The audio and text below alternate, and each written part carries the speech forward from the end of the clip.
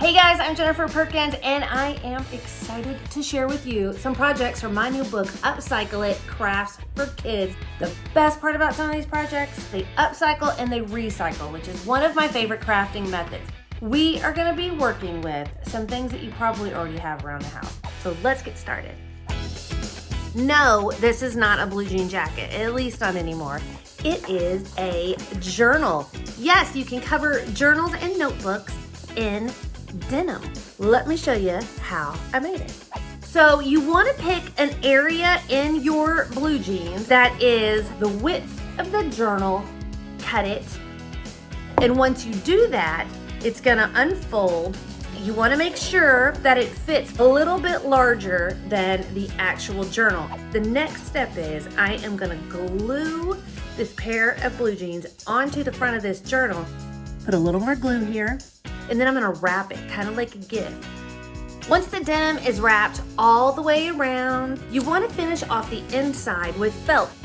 This will cover your edges.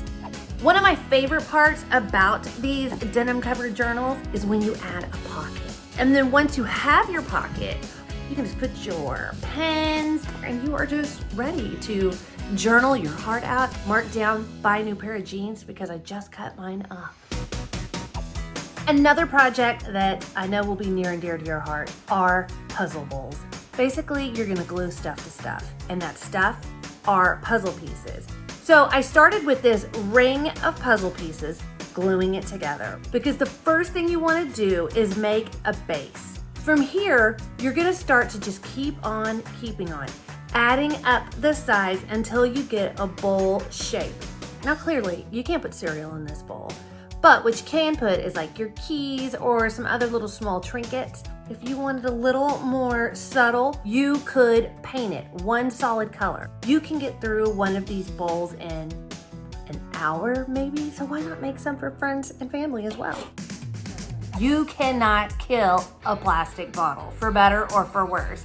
And that is why I turned one into a crafty cactus nightlight. Ooh. So the first thing you're gonna need is a 2-liter green soda bottle. Remove the top. And this is the part that we're gonna use for the body of our lamp.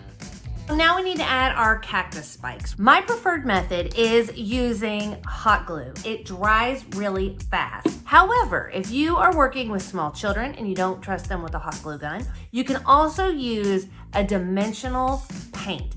So you would cover this entire bottle in these little raised dots. You can add a pom-pom on top because, you know, cactus, they sometimes have flowers. You need to find a terracotta pot. So you just put a little tap light right in the bottom, stick your little cactus on top, and there you have it.